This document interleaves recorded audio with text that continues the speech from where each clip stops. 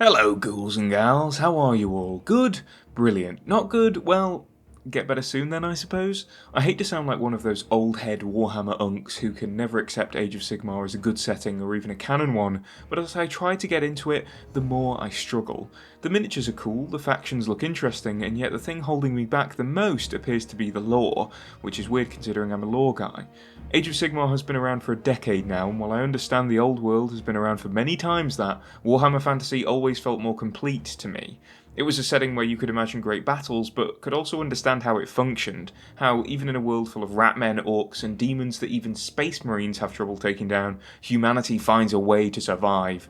That is instantly compelling no matter what point you decided to latch on to Warhammer's old world, and things have felt so distant between me and Age of Sigmar that I really worry if we'll ever be able to get over this hurdle and start making beautiful love content together.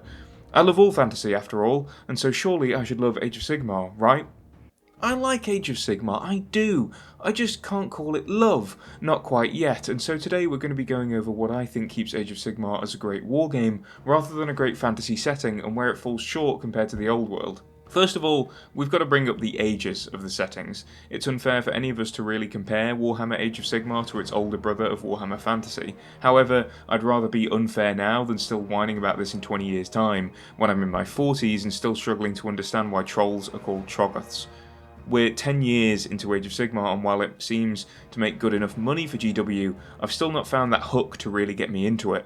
I wasn't a 40k fan until I read Eisenhorn in the first 3 books of the Horus Heresy. I knew about it, of course, but after those books I understand it better than having just cool art and interesting miniatures.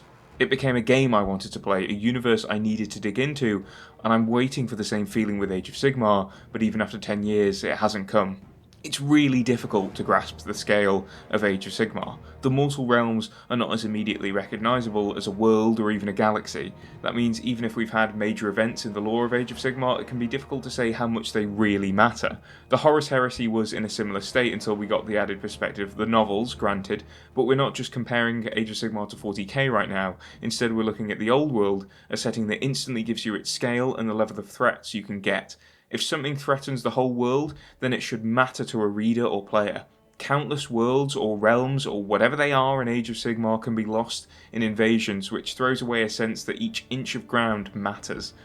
With the defined borders of the old world, conflicts mattered in a way that meant every faction was vying for space as much as they were for world domination. It meant you could have an understandable tension between Bretonnia and the Empire, for instance, even if both of them are technically fighting on the side of good. What fails to draw me in about Age of Sigmar is that it has some of the characters I love from the old world, but it doesn't tell me what they're fighting for besides generic battles of good and evil.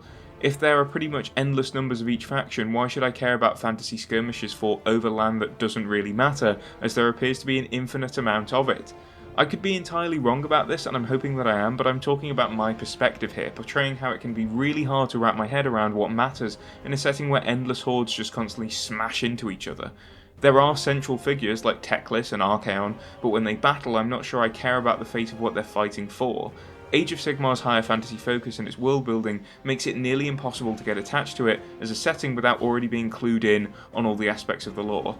There's the deep end, or there's nothing. The iceberg has no tip. Largely, that's the point of Age of Sigmar, I think. Unlike the old world, which was severely limited in terms of letting you feel like your battles were the most important ones being fought, Age of Sigmar does a much better job at just saying, here's a blank slate, go have a battle.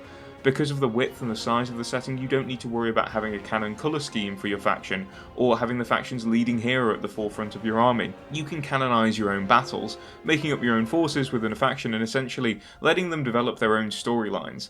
A skink priest of yours might be on a journey to discover lost relics, and every army that they face are in their way in this search. This is great in one way, as it means that the door is really open for you to develop your own stories in a way that it isn't in 40k or the old world. The problem with Age of Sigmar succeeding at being a wargame setting is that it doesn't offer much for you if you want to learn more about it. I see Karl Franz in Total War Warhammer and want to know who he is. The same is true for Balthasar Gelt, Grimgor Ironhide, Thorgrim Grudgebearer, Tyrion, Morathi. All of these folks have influenced the world's story in one way or another, and unless I'm writing a novel, I'd rather characters influence the setting I'm learning about more than I do.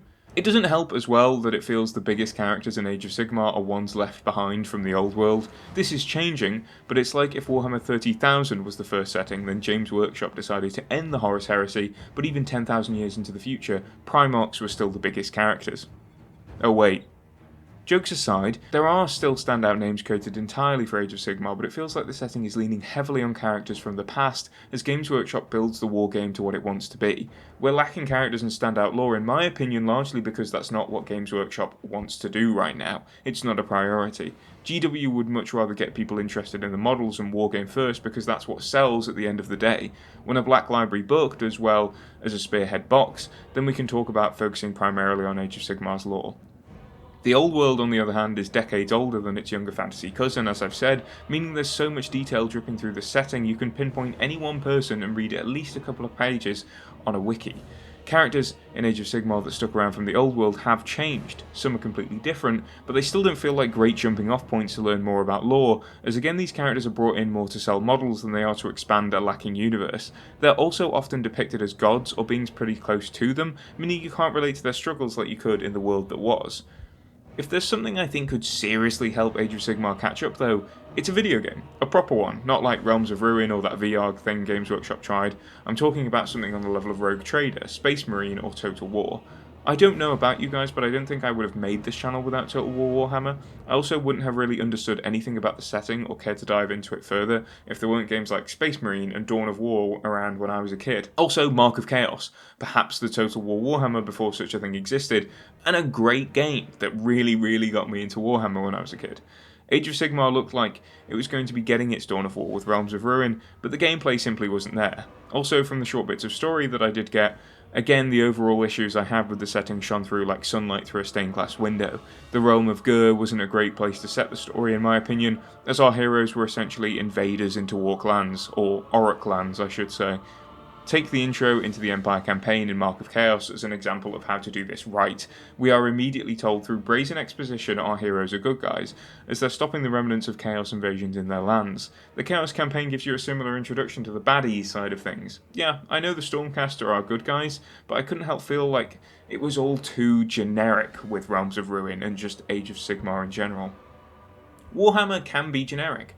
Very generic. It's not the deepest fantasy, nor is it the best I've ever read, but the fact we don't have an outstanding text for Age of Sigmar in the way we do for the old world means it often doesn't ever break out of being generic. I know there are great books to dive into, but there's nothing as yet that feels like the epitome of an introduction to Age of Sigmar, wrapping up lore while giving you a character you feel is three-dimensional enough to warrant listening to paragraph after paragraph of exposition in an audiobook. The most unique thing I find when I look at Age of Sigmar is the scale of its setting, which is unfortunate because that also feels like a main reason you can't really get into it. As I've said before, it's a bit like when Marvel went into the multiverse bollocks. Yeah, I can care for the fate of one world, one galaxy, but if you're pitching me death on a scale I literally cannot imagine, I find it really hard to get invested. 40k has a massive numbers problem as well, but where it wins out over Age of Sigmar is in its standout characters. You care about the mainstays of your favourite faction, and even just fellas you like, but I don't see any characters in Age of Sigmar that don't just feel outclassed by their old world counterpart. This isn't to say Games Workshop is being lazy in the lore, nor is it fully a diss on Age of Sigmar. I made this video because I want to learn more about it, but each time I dig into the lore, it just seems so surface level with telling me where a faction lives and whether they're good or bad. It doesn't do enough to distance itself from the old world, and the attempts it makes in that effort just have me feeling confused. This will hopefully get better with time, but as I said earlier, I'm not even sure it needs to. We're flipping the script. Age of Sigmar doesn't owe me lore. It doesn't owe any of us much when it's already given us lots of cool fantasy miniatures and a new wargame that sparked some life back into some form of Warhammer fantasy.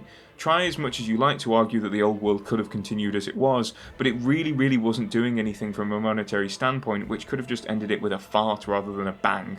The setting doesn't bog you down in rich lore and doesn't make you feel like you're missing out if you've only caught up via the Age of Sigmar rulebook. That might make a lore guy like me hesitate to dive into the setting, but for someone who just wants to play the game and not have to deal with the baggage of 20 novels to feel like a novice in the lore, it's the perfect package. As pick up and play as a mini wargame can be, even if there is still a constantly building level of lore on the outside. Maybe one day we'll get there, but do we even need to? What do you guys think? I know some of you have been partial to me talking about Age of Sigmar before on the channel, and others hate it when I even mention it. Do you agree with my points, think I'm stupid or not care? Let me know whatever you think, and thanks for sitting through my rant. Until next time, I'll be seeing you, ghouls and gals.